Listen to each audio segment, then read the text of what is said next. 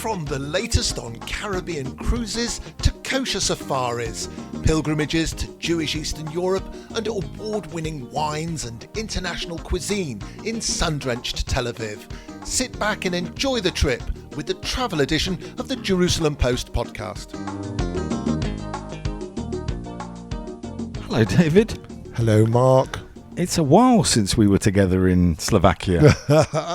It was, according to the listeners, probably about 6-8 weeks. Yes, it was about a minute ago. We just said goodbye to all of the lovely folk in the capital of Slovakia, Bratislava, and we headed sort of northeastwards into a whole new region. Did you enjoy Bratislava? I did. Did you? I did. And if our listeners want to enjoy it, they need to go back 3 or 4 episodes, maybe 5, and hear all about Bratislava. But we're moving on. We've come to the region. It's a crescent-shaped region, sort of north to south, and it curves around Bratislava, and it's called the Trnava region. I'm glad you said that, because I would have butchered it and said Trnava. The truth is, before we ever come on air, we try practicing the names, and everybody around bursts out laughing when they hear our pathetic efforts. It's a very interesting region in that there are no major cities here. Yes, I think we, during our trip here, are going to visit 3 or 4 cities, almost town-like, village-like to some extent. Right. And each of them has a different story to tell, a different experience. And you and I might be doing some interesting naked experiences yet again. I'm hoping not together this time and not with 100 other people. I've got a feeling we might be, but we might be getting rather, I don't want to say dirty at the time, I'll say... Dirty and sweaty does not sound good. I think we are getting muddy and sweaty, but more on that in a few minutes. And as well as the fun, we will look into some of the history of the region, which used to be quite a Jewish region. Mm-hmm. In each of the cities we go to, I think there is a Jewish story to tell. And of course, that's something that we will tell, which is, I guess you can say, our unique selling points here on the Jerusalem Post Podcast Travel Edition, that we take you places all around the world, but that we are really looking to also fill in some of the Jewish story, tell you where maybe you can get kosher food, and anything that a good Jerusalem Post reader would be interested in. While mocking each other. Yes, we mock each other a lot. Before we mock each other now, should we get on with a quiz question? I don't see why not. Did you prepare one? I tried. Let's see if you succeed. It's a question about car manufacturing. And I'm not an expert on it. Some of our listeners in America may not actually be able to purchase these brands. Okay, so it's not General Motors and not Chevrolet and so on. There is a car factory in Trnava, and it manufactures 2 specific types of car, 2 brands of car. I'm going to give you 3 brands, David. Mm-hmm. You have to guess which one isn't manufactured here. Okay. And they're all French, even though we're not in France. Okay. Renault, Peugeot, or Citroën. I used to be a motor racing driver. But I'm all right. Meow. This is Mark Gordon from the Jerusalem Post Podcast Travel Edition. Find us on Facebook, Instagram and Twitter at MarkDavidPod, or mail us at markdavidpod@gmail.com. So, I think it's caramel and chocolate. Oh, hello, David. It would be nice if that packet would have been shared between the two of us. Well, you dropped your half. No. Would you like that last morsel? I'll have the last morsel. Have the last bit. It's all right, because we bought 2 more. So in my hand is what feels like a wafer. It's a hot day, so the inside is kind of smushy melted, and it's a very light brown. And while David's trying that, you can hear him chomping. I will tell you where we are. We are in the beautiful city of Piešťany in the Trnava region. And Piešťany is famous as a spa town. What's that got to do with what you were eating? What I was eating, apparently, is a spa wafer. Although I bet if we take it to the spa, they'll probably tell us no eating it in the spa. Yes, I'm sure so. Anyway, we have been wandering around this beautiful, delightful small city with 2 ladies who are acting as our guides, one of whom is the representative of tourism in the town, and one of whom is a representative of tourism in the region. So, first of all, let's just get a quick introduction, if we can, to the region. My name is Katarina Rohalova. I am a representative of Trnava Regional Tourism Board. It's a region of First of all, region of water, because it's lying on the biggest reservoir of the water in Central Europe. Second is that it is a region of the honey. It is a region of healing water, region of wine, and the region of really nice people like us. It's situated on the western part of Slovakia. It's the most developing part of Slovakia, close to the Piešťany, capital of the region called Trnava. We will visit it together. And all the region is famous for the history. So that's as far as the region. Now let's talk about the city. My name is Tatiana Nevolná. I'm the director of the Regional Tourist Board Resort Piešťany, and we are in Piešťany city. It's well known for the healing thermal mineral water and the healing mat. We have the biggest bath here in Slovakia in Piešťany, and we are the city of the relaxing, of the nice culture, and for every generation will find something to do here. Our listeners at the Jerusalem Post always hope that we can find some Jewish link to where we've been. Is there anything Jewish about Piešťany? Of course, Jewish heritage is very strong here because of the founder and the biggest developer of the Piešťany spine. The town is Ludovít Winter. It's a Hungarian Jewish entrepreneur. This is the name which is very connected to the Piešťany as a Jewish name, and of course a lot of very nice architecture, buildings and architectural heritage was built by very famous Slovak Jewish architects.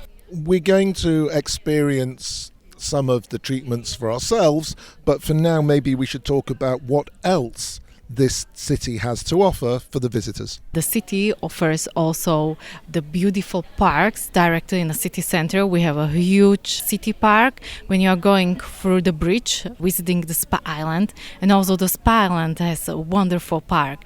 And also going through this park is also part of your relaxation, and it's also like a treatment which you can do. And also through the Piešťany is coming river Vrbove, and we have the water reservoir Trnava, and you can do a lot of water sports there, the water ski, paddle boarding, rafting, yes, and so on. What is interesting about the city Piešťany is that we call it sometimes small China because a lot of people is biking here. It's very nice flat routes for the biking, for the families, for the kids. David and I were in Bratislava this morning, and you can hear that podcast by going back a few episodes.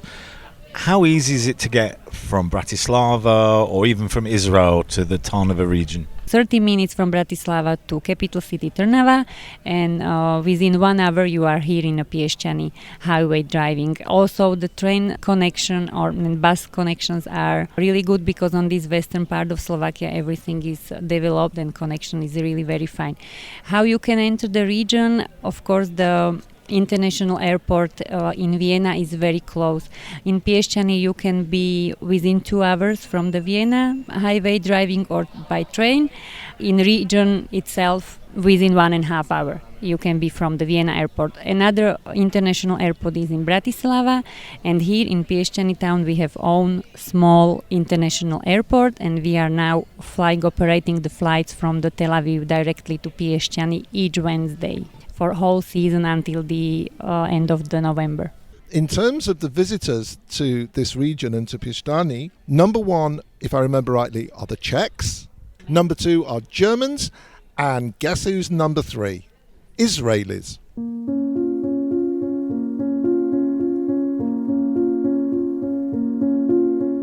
We've just finished a tour of a wonderful museum. It's in 4 buildings. It's a history museum, and it brought a tear to both Mark's and my eyes. And that's because it's a museum that tells the story of the Holocaust from the perspective of Slovakia. The head of the Sered Holocaust Museum is Dr. Martin Korchok. He's been our guide.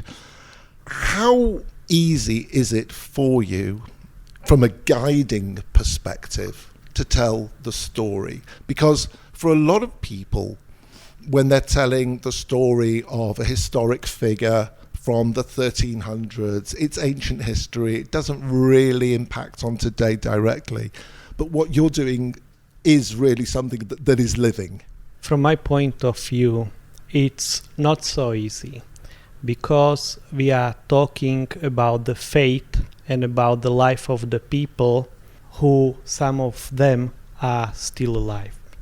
And for us, it's very important to remember the past, but not only to remember, but based on the stories of the Holocaust survivor, to tell especially to the young generation, but not only, because we not only the museum, but also the educational center, what's happened and how it happened during the time of the World War II and the Holocaust, about the whole process, because not only that is important what happened, but also it's very important to let them know how it happened, to be very careful if there are some things nowadays which are going that direction. I don't want to say which are the same, but which are going that direction, because the Holocaust also did not start with the killing. It was the process. And for us, it's very important to show them the whole process, to be aware and careful in their life. The museum is wonderfully curated. It's reasonably modern, but gives that authentic feel. Why was it built here in Sered? This place was a former labor and later concentration camp. There were 3 bigger camps in a territory of the Slovakia, that time Slovak state. One in Nováky, then in Vihne, and the third one in Sereď. The buildings in Nováky and Vihne are not exist anymore. So we have only one authentic place in Slovakia, which is in this connection with Holocaust. So that's the most important, that we built and created the museum in the authentic buildings where people suffered during the war. The history of the Slovak Republic during World War II under President Tiso is horrific, full of anti-Semitism, full of support for the Germans. And a lot of people will say, the Slovaks, they hate the Jews. Why would anybody come here? How do you feel curating a museum in Slovakia, telling the story of the Holocaust in Slovakia? Before the war, Slovakia was a part of the Czechoslovak Republic. And if we are talking with the survivors, we are also talking with their life before the war. And they mainly say that they had a beautiful life here in Czechoslovakia. They even did not think what might happen in this country. So you're right. Czechoslovakia was divided. Here on this territory was a Slovak state. The president of the Slovak state was Josef Tiso, a Roman Catholic priest. And the politics of the Slovak state was very strong anti-Semitic. And of course, the government cooperated and collaborated with the Nazi Germany. The anti-Jewish legislation in Slovakia was, according to what they said in the news, and you can find it in a newspaper, more strict than the anti-Jewish legislation in Nazi Germany. The life of the Jewish population here in Slovakia during the period of the World War II was really very difficult and very bad, because the whole legislation was set that all of them, they need to be deported from this country, and we know what was their fate later. Majority of them were killed. Was this predominantly in terms of the camp German run, German managed, or was it more locally run? Until 1944, it's very difficult to say that there was a big German impact, because the Slovak government themselves was very anti-Jewish, with a very strong anti-Jewish legislation. They did not need Germans for what they did here in Slovakia. So the first wave of deportation, which started in March, 25 of March 1942, was in the hand of Slovaks. And during that time, the first period or wave of deportation, almost 58,000 Jews from the whole territory were deported in 57 transports to two places. First was Auschwitz, and the second was Lublin district, with the camp Majdanek and extermination camps Sobibor and Belzec. And almost all of these people were killed. Then the second wave of deportation was after the Slovak National Uprising, which broke out on 29 of August 1944. That time, German came to the territory of Slovakia. They established the only camp in the whole territory of Slovakia, the concentration camp in Sereď. And all Jews which were not killed on the place where they caught them, they brought them to Sereď, majority of them, let's say 90-some%, and from Sereď they were deported on the very beginning to Auschwitz-Birkenau and killed there.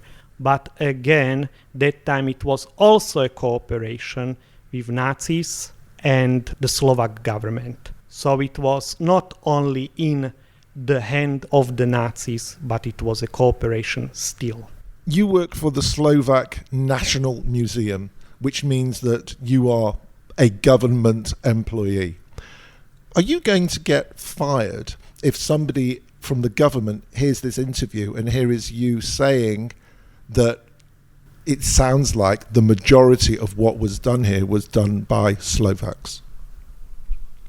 I'm also a member of IRA, the International Holocaust Remembrance Alliance, where I'm representing Slovakia since 2005. So I know something about the situation all around the world.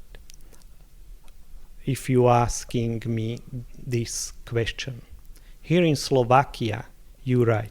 We are under the Ministry of Culture, then under the Slovak National Museum, the Museum of Jewish Culture. But I'm very proud that I can speak about the history, how it really happened. Nobody is pushing on me to change something on the narrative or hide something, which means that we can do freely our job. Ultimately, David and I are here to talk about travel and tourism. How do our listeners come and appreciate this museum? If you want to come to visit the Holocaust Museum, we are open daily from Sunday to Friday. We are closed on Shabbat, and you can find the museum on the website of the Slovak National Museum, but you can also follow us on Facebook. The website for the Slovak National Museum is very simple, snm.sk. Dr. Martin Korchok, thank you very much for taking the time to talk to us and our listeners and for curating such an important and wonderful museum. I thank you for coming. Mark, from a tourist perspective, let's talk about this museum because we didn't get into some of the details about the way that it's curated, about what it looks like for a visitor. So it's in the actual barracks where the people lived. It feels like a museum. The whole thing feels like a museum. It follows a process. It tells a story as you go along. Each one of the buildings has a different story. And I think it's one of those museums, and we talk about it, that you can spend hours and hours in, move from exhibit to exhibit. With a guide, it's great. On your own, it's probably also great. It gives that feel, but without... It doesn't depress you.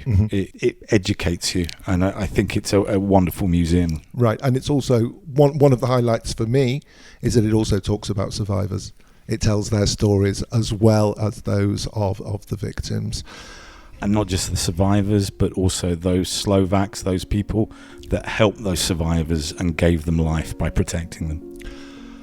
After the break, let's do something a little bit more cheery.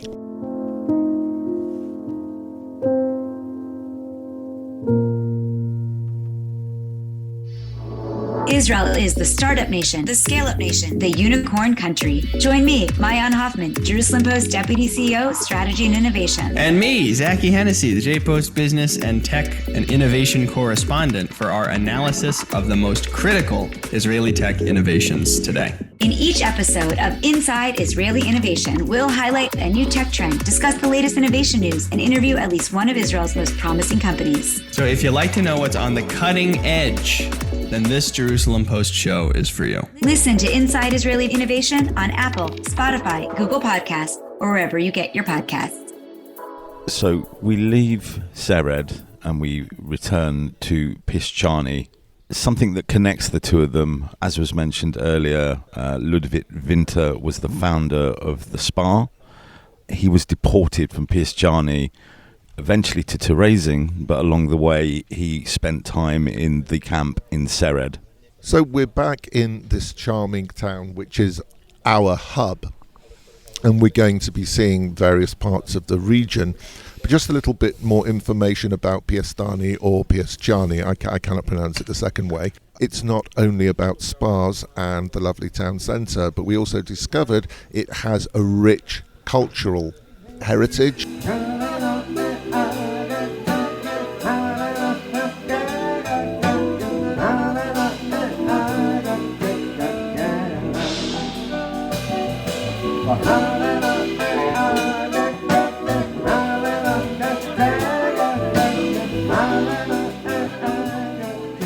And today, if you visit, there are performances of theatre, but those are in Slovak. However, there's also opera here, fine jazz. They even have a jazz festival week and a lot of other performances throughout the town. Mark, how's your body? Chubby. What do you think you would like to do in the spa? Because we've just been handed a couple of vouchers and we've got the chance to head into this very, very fine spa. So, first of all, do you know what type of treatments they have? There's definitely mud and definitely sulphur, probably the opportunity to wrap ourselves in something called dip ourselves in something. And there's also Salt Cave, and I think if I remember rightly, I also watched a video about this, there's about 60 different treatments, and they are aimed at people with skin issues, with breathing issues, basically any area of health that you are concerned about, they can work on. And the tourism people that we introduced you to earlier were telling us that a lot of scientific studies have been done and point to the beneficial nature of these treatments. Anyway, shall we just head off there with our vouchers and see what I believe they have selected for us to do? I did see earlier a sign for a wine day there. I'm just wondering, is it wine therapy? And can I use my voucher for that?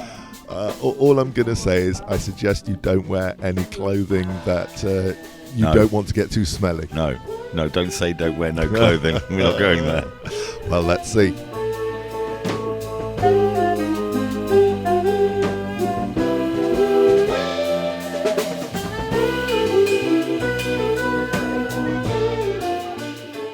Hello, my name is Klaudia Majková. Now we are in Spa Piešťany, in Spa Island, in Irma. We offer here 60 kind of procedure. Piešťany are well known for healing power of mud and healing springs. Do you know what David and I are going to be doing for our treatment today? We will go to mud pool. We bathe here separately, men and women, because we are bathing naked. No. What? Yes, it's separately men and women, because there is not good to take their swimsuit because of sulfuric water and it can damage your swimsuit. So because of that, you are naked, yes. David? Yes, sir. David, I told you about this. Yet again, you and I are going to be naked together somewhere. What is the smell that we can feel down the corridor? Is it eggs from breakfast in the hotel? No, this is absolutely no eggs, but this is sulfur water, so this smell like eggs a little bit, yes. But this is healing water. a guest can bathe in that, but also they can drink that water because it's good for stomach. And when David and I go out later, people were going to be standing next to us going, They do that for you and me anyway. Yes. So no difference there. Thank you very much indeed, Claudia, and also to your colleague Lucy, who's with us as well. And I guess it's time for us to undress.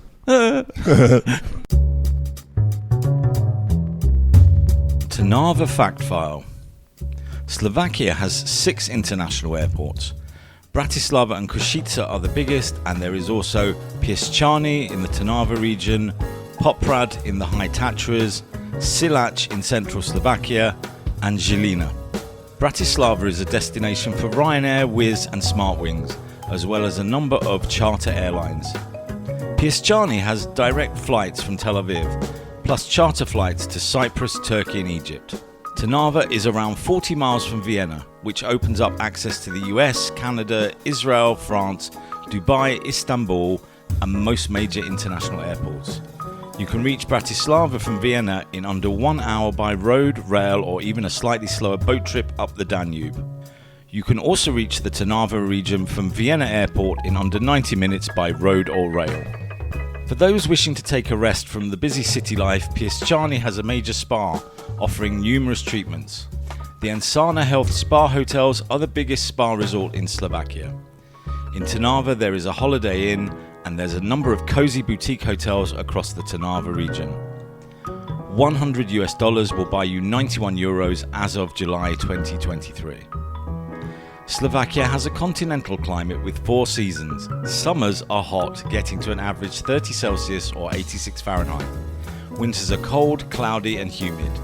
The average winter daily temperature is -2 degrees Celsius or 28 Fahrenheit. In Trnava, the summers are warm, the winters are very cold and snowy, and it's partly cloudy year-round. Lovers of jazz can enjoy good food and great music at La Musica in Piešťany. Trnava is home to the Synagoga Cafe, a beautifully restored Orthodox synagogue. Smolonica has a meadery where you can enjoy tasting sessions, a visitor experience and an excellent cafe. Vegetarian and vegan restaurants in Slovakia can be found on the Happy Cow website.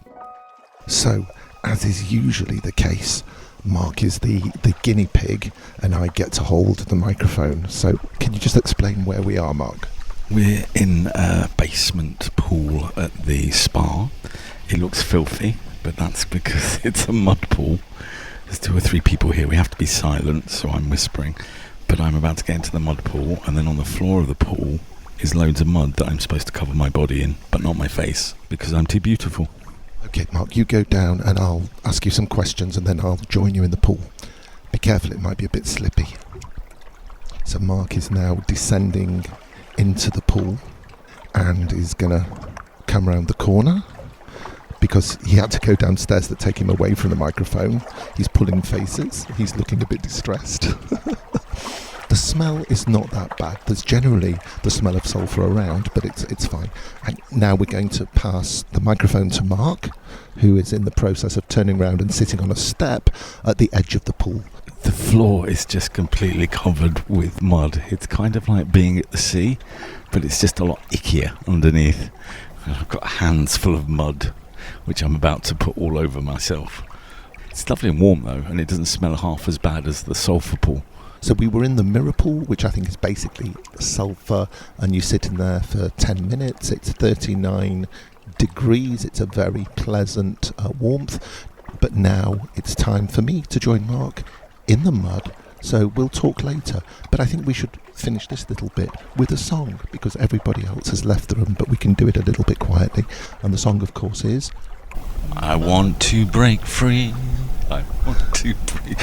Mud, mud, glorious mud. There's nothing quite like it for boiling my blood.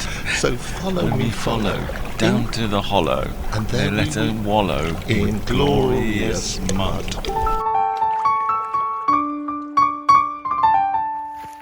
Well, it was very odd being silent for that long, and I smell a bit eggy now, so maybe I will sulphur in silence.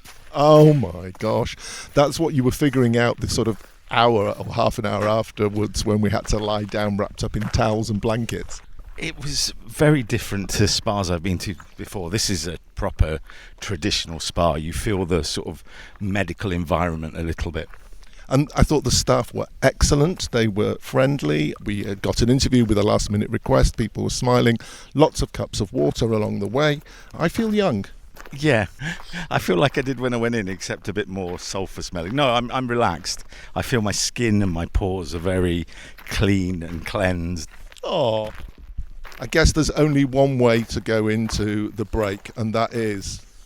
David, I can see something that's left over from the spa, because buddy, you're a boy, make a big noise, playing in the street, gonna be a big man Sunday. You've got mud on your face, you big disgrace, kicking your can all over the place, singing Piešťany, Piešťany, Piešťany.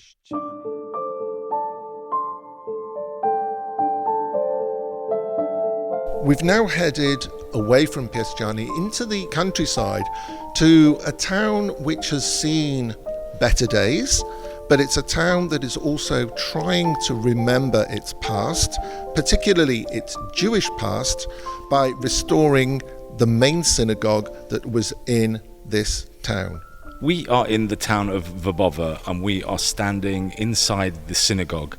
The structure as a whole seems to be intact. The roof and the design is there, but it's clearly a construction or a preservation site.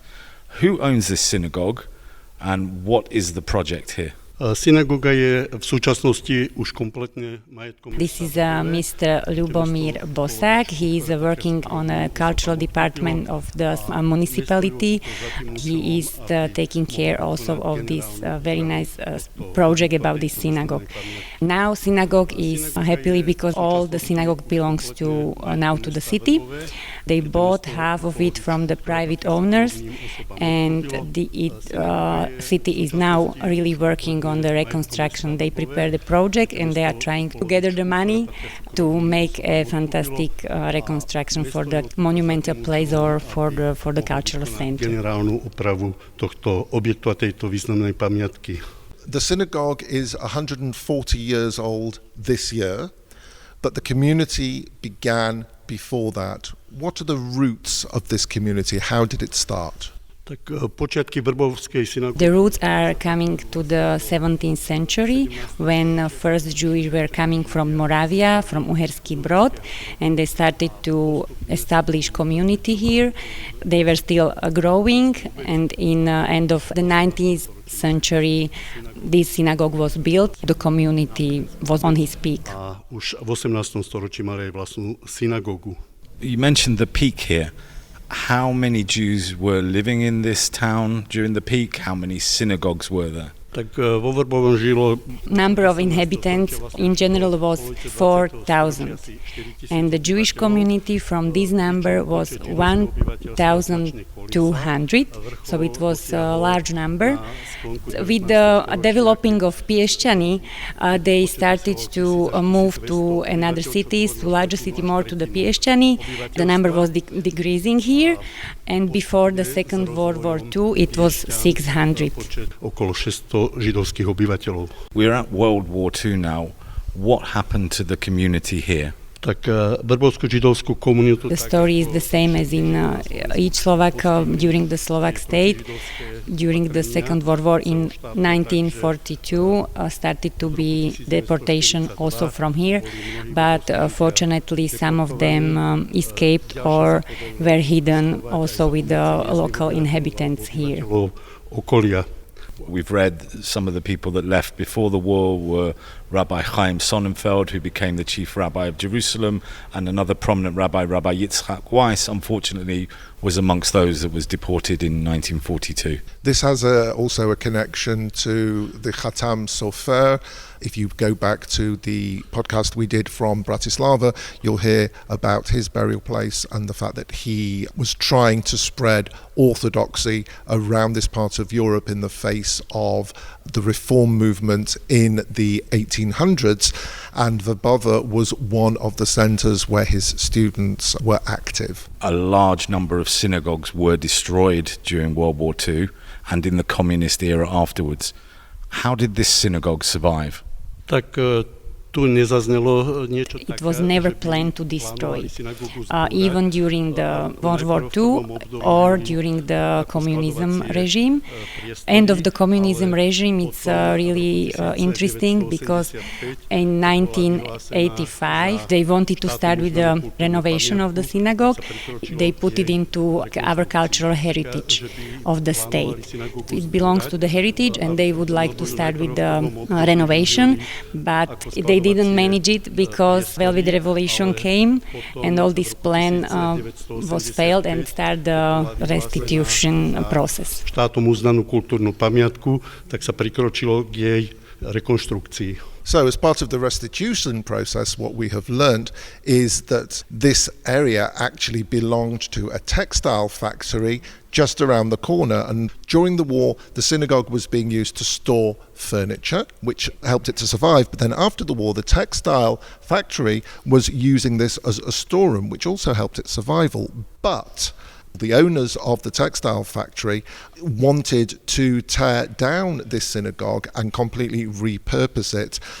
The communists one time prevented it, and the second time the city hall has prevented it by purchasing the part of the land that belonged to the textile factory. Now the entire site is in the hands of the city council, and that is why it will be saved and hopefully will have cultural events in this place, and it will also serve as a memorial to the community that was. If I'm lucky enough to be touring this beautiful region and I come to this town, can I walk into the synagogue and visit it, or do I need to make an appointment, or is it just going past from outside? Takže táto pamiatka je vlastne v rekonštrukcii. From outside, the building is really beautiful, and from outside, guided tours are coming here, and you can stop here and tell about the architecture, but it's closed because of reconstruction processes inside. But in the city hall, you can ask him, and if some Jewish community is coming here, or they are coming to visit families, or they want to just see and have like a small praying here, they can ask and they will open it. Na svojich predkov, tak tí majú sprístupnenú synagogu. So the best way is to look for the Vrbove city website, and that way you can arrange a group if you can. We want to say a very big thank you to you and to the municipality. As far as Mark and I are concerned, we think it's very important that these types of buildings are protected, and as long as their use afterwards is respectful and there is memory, it keeps alive what was once here. So thank you. Aj my ďakujeme pekne a je to really pleased, and he also wants to preserve, because the Jewish community here in Vrbove was a really strong part of the history. They really live together here with another inhabitant. So of course also like a memory of this history. Thank you.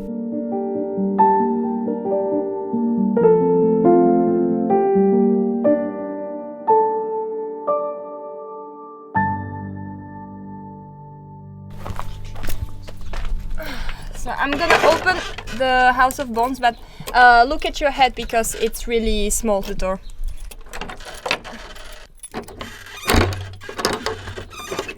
Usually it's really hard to open. You can enter the House of Bones, but watch your head.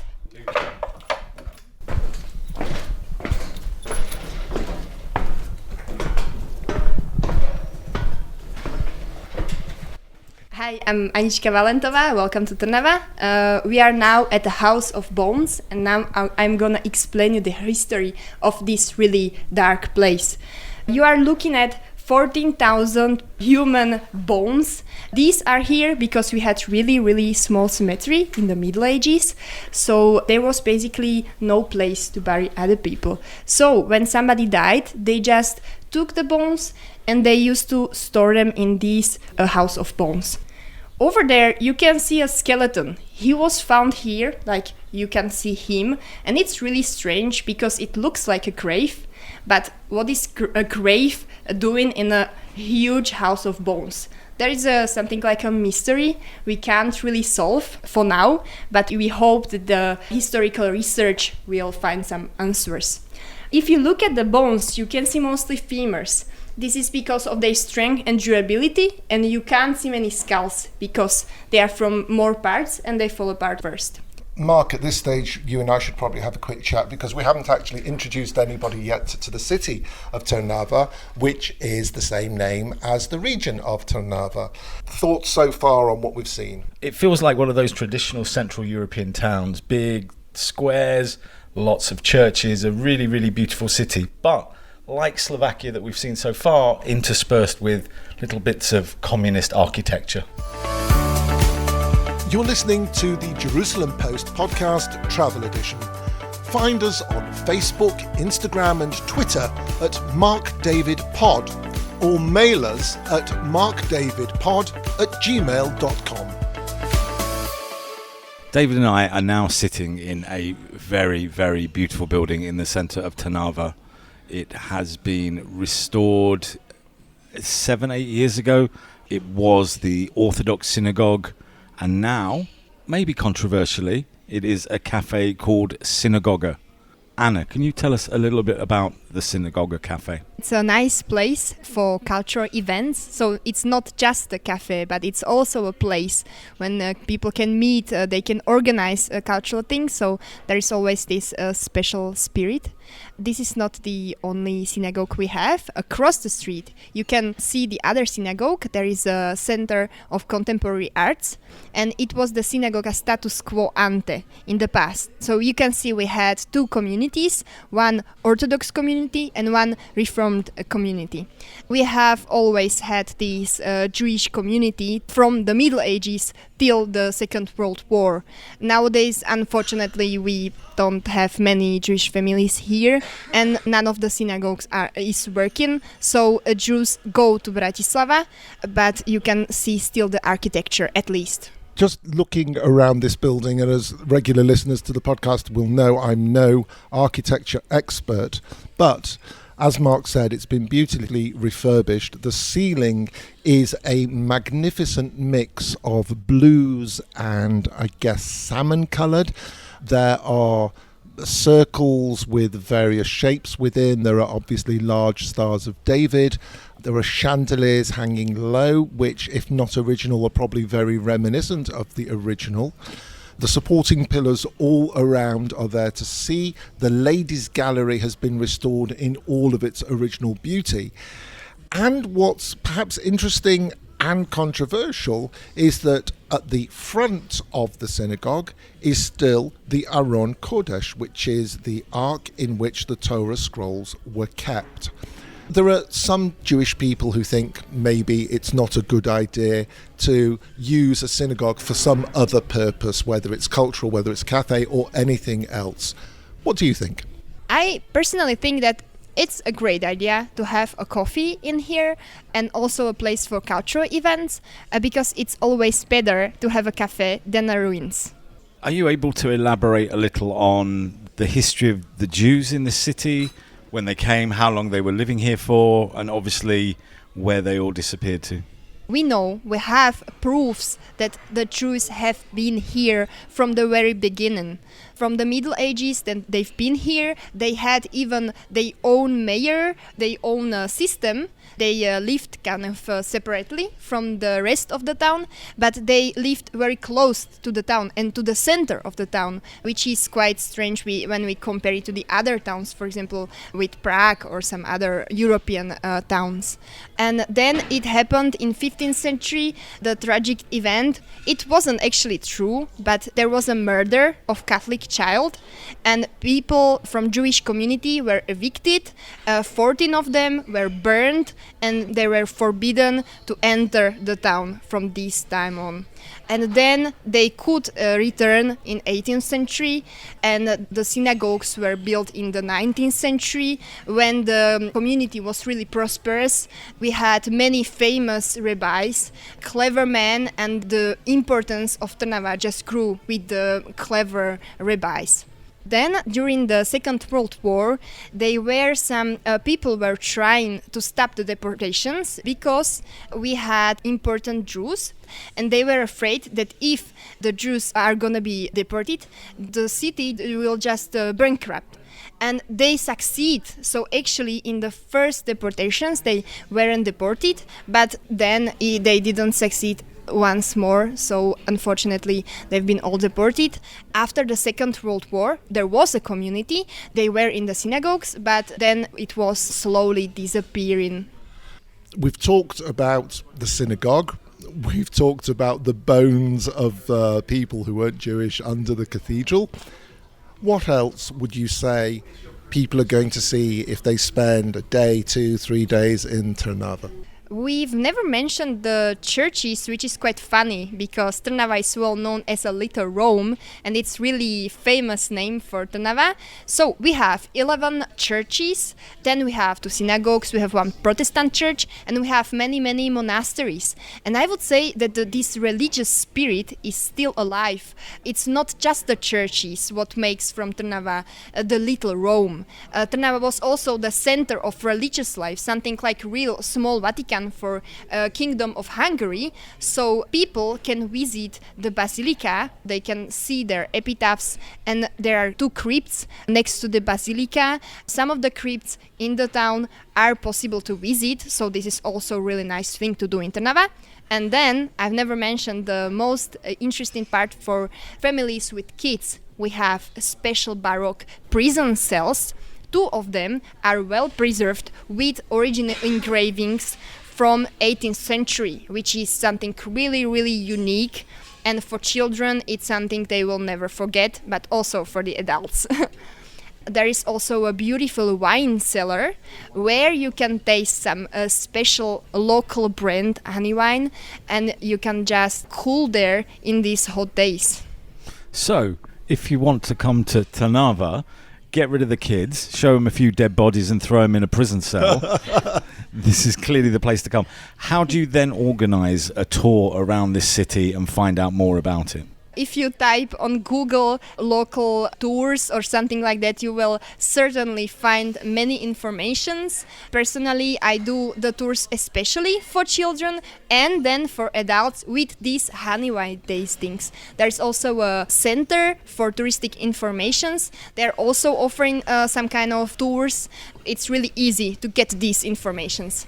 We've absolutely loved our time with you. You are a font of information, but you're also incredibly fun to be with. And I get why you like doing the work with the kids. How do people get hold of you yourself? You can just type on Google Trnava Tours or Tours of Trnava, and I'm on the 3rd place. I think there is a whole website with the offer, and you can choose whatever fits you. And I'm Anna Valentova. You're gonna find the name on the website. And if you come and there's not a heat wave on, Anna will wear a costume. Yeah, that's true. I have a beautiful medieval costume. That's really sad that I wasn't wearing the costume today. But especially if you come with kids, it's really nice to see the original costume, which is really good taken care of. Anna in her costume will be featuring across social media at MarkDavidPod.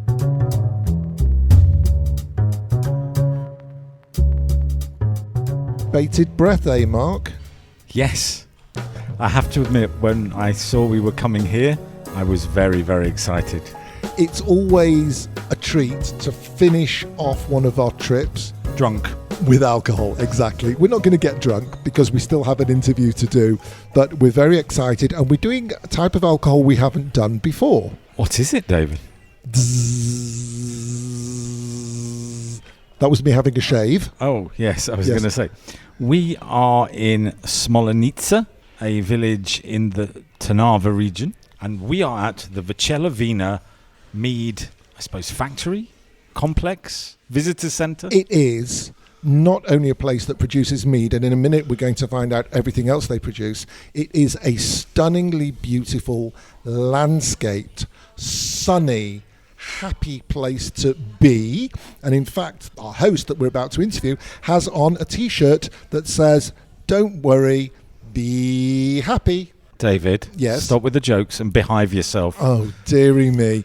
Our host is Pavel Kudlach, who together with a couple of friends envisioned this place, really, I guess you'd say as a 4 or 5-year-old child, when this was your hobby. Tell us about your childhood and bees. I started keep the bees when I was a child. It was 1984. Me with my brother bought first hive of the bees With this starts our sweet business. It's not just sweets, is it? It's gone from sweets to honey and mead. Now we don't produce just honey, but we produce honey wine or mead, which is wine made from honey. Together with this, we produce honey beer and honey cider. And many other products as well. When somebody comes here, what's the experience? What do they see? What can they do? Visitors can visit our bee garden, which is full of the flowers, trees, and bee monuments. They can visit our coffee with all kinds of our meats, of our beer, of cake, of coffee, and so on. And they can taste our products and they can buy it in our shop here. Can the visitors go and see how you make the mead? Yes, we organize factory trip, where we show what we do and how we do. While we're sitting here interviewing, a number of very, very yummy looking cakes have turned up. Behind those, I can see some beer glasses. There are I can't do math. There are 7 glasses that have been brought out. Oh my God. It carries on. 7, that's 7 plus, that's 13 glasses have been brought out. 6 of the glasses have already been filled with the mead. And here we also have the beers. And for the driver, orange juice. It's juice from special fruit here in Slovakia, which is named rakitnik. It's a small yellow-orange berry.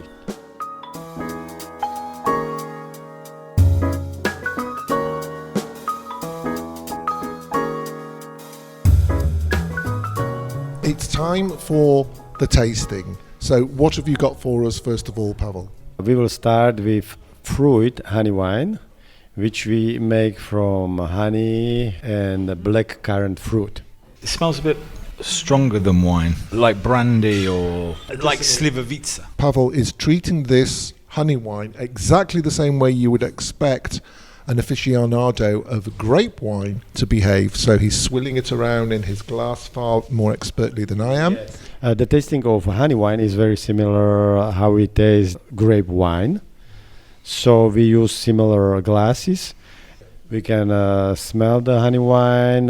We can judge the color, clearance of the honey wine, and then we can drink. That's the good bit. Cheers. Cheers. Chin chin. Oh, that's lovely.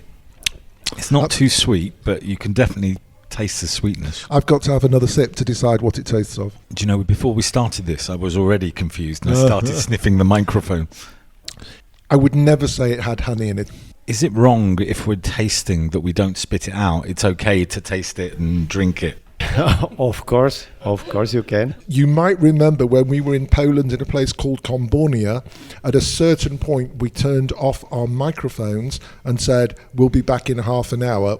We're going to do that right now. We're going to taste some of the different wines and beers that are on the table in front of us. There are, I don't know how many, and we'll report back in a little bit, and we've got the cake.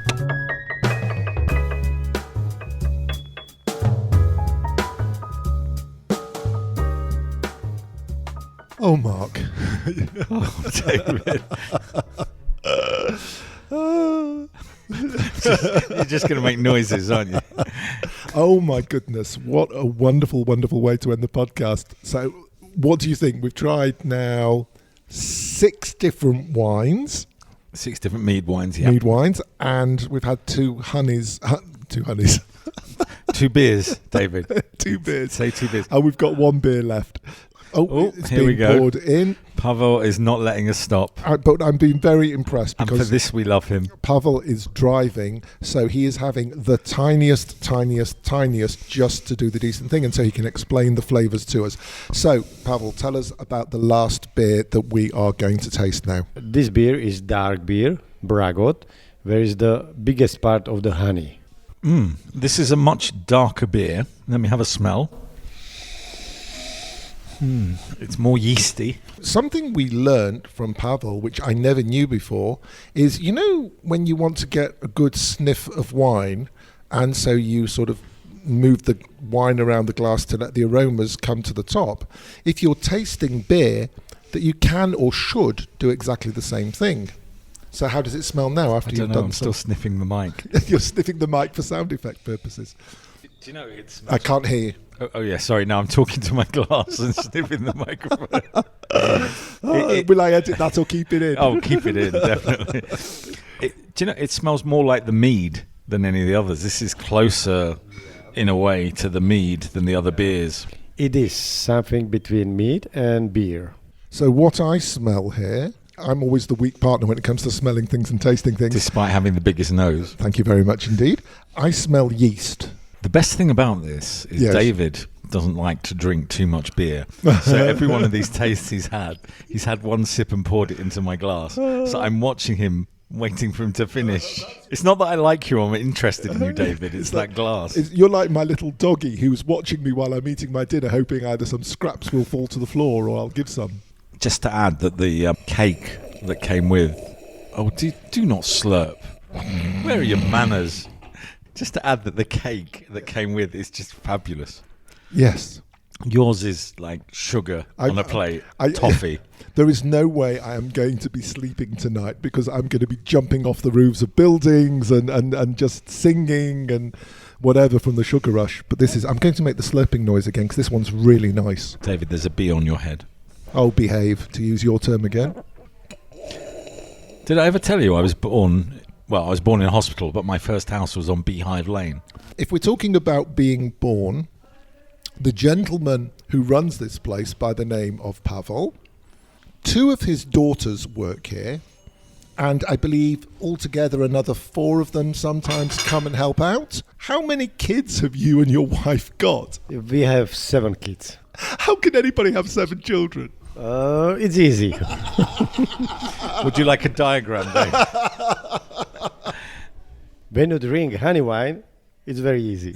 So you would say if anybody wants to have children, come here and buy some bottles of wine? Honey wine is aphrodisiac. I'm just stunned in silence. I don't think I can follow that up. No, I would just like to say thank you. I love this. This is brilliant. The beer as well as the whole restaurant, cafe, shop, tour. I highly recommend it. And another reason to visit this village is just up the hill on the other side of Meadow, and I should say that the name of the beer is Meadow Beer, is a phenomenal castle that you can also visit when you come to the village.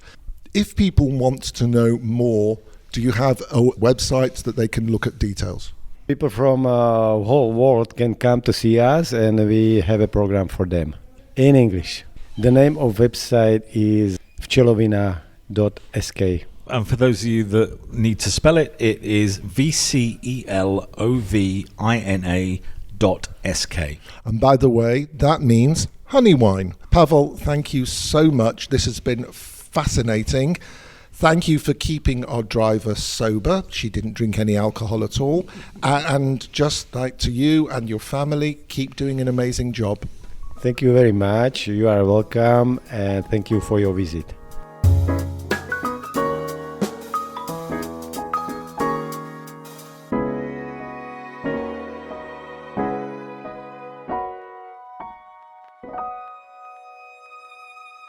So this is actually a kind of bizarre end to our trip. They're waiting desperately to throw us out of this restaurant. We're in a chateau. Actually, we're back in Vrbove, or the edge of Vrbove, on our way back to Piešťany. And we've been listening to Greek music, which has been played by one of our hosts here in the region. So it's kind of surreal thing. And to be honest, Mark and I have had probably a little bit too much to drink. And now they're playing electronic music, which I think is a way of clearing us out of the restaurant.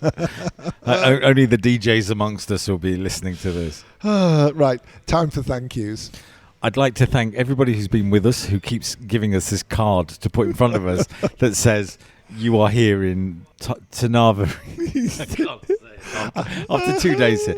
We're near Piešťany. I can say Piešťany. First of all, the formal thank yous go to Experience the Trnava region, which is, I guess, one of the brands of the Trnava Regional Tourism Board. We also say thank you to Trnava region and to Piešťany Resort. More important than all of those thank yous are the thank yous that we have to make. And I really honestly believe that on this occasion, the hugs and the smiles and the eye contact that we've had, I don't want to say are better than everybody else, but it's been across the board. Yeah, no, I think people here have been lovely. A few more quick thank yous, though, to Tatiana and Katerina, who have followed us around to make sure we don't embarrass ourselves. And filming us right now. Yes, still filming us. So we have to say nice things. To Jack from World Jewish Travel and to Golan, who linked us up with the people at the Trnava region. Without him, we wouldn't be here. And to all of the fabulous guides, most of whom you've heard during this podcast. Also, there were one or two people who are shy, which is always the case, who don't come on to the microphones. But everywhere, it's been smiles, it's been eye contact, which is so important. It's been informative, and it's been warm. I would say if you're in Vienna, go to Bratislava. And while you're there, in Bratislava, go the extra 45 minutes and come to this region, because the spa, the history, the food, the people are all worth meeting and eating. Meeting and eating? No. Eat the food, not the people, obviously. Oh, it's another one I'm going to leave in the final edit. In addition, there's something we haven't done, but maybe if we ask very nicely, it'll happen at some point in the future if it's still running. Every summer, the local tourism authority puts on a steam train that takes you through the region. They put on theatre during the train journey, and then you stop, get out, and experience the various destinations along the routes. That's something else to think about. This area, as we heard, has direct flights seasonally in the summer. Straight into Piešťany. Straight into the centre of the region. And also, as Mark said, Vienna is just a couple of hours away, whether it's by vehicle or by train. And Bratislava, less than an hour. So, folks, that's the thank yous to everybody, and it really is heartfelt. Now it's time for our requests. We would like, if you possibly can, if you haven't already, to hit the subscribe button or the follow button. We're available, if you tell your friends, on Spotify, on Apple Podcasts, Google, and basically every other podcast provider. Or if you go on jpost.com/podcast/travel-edition, or just go on jpost.com/podcast. There's a range of options, and not just the travel podcast, right, but the news podcast, the technology podcast.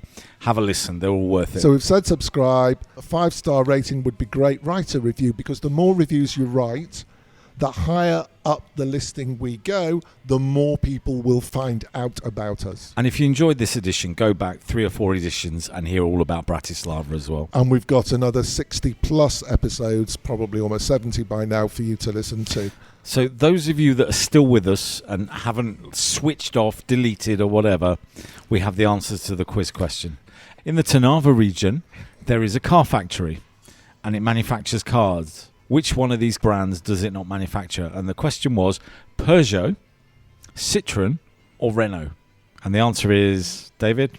No, the answer is not David. Yeah, they don't manufacture cars called David. They don't manufacture Davids. That was my mummy in 1966. Yes, and she tried to tend it back to the manufacturer and didn't get a refund. The answer is Renault cars. The factory is a Peugeot Citroën factory. Because they're kind of sister companies? Yes, right. Apparently as well as Opel now. Oh, we are extremely happy because we've had the most amazing long weekend in a fabulous destination. Try it out for yourselves and join us in a couple of weeks' time for the next edition of the Jerusalem Post Podcast Travel Edition. Goodbye.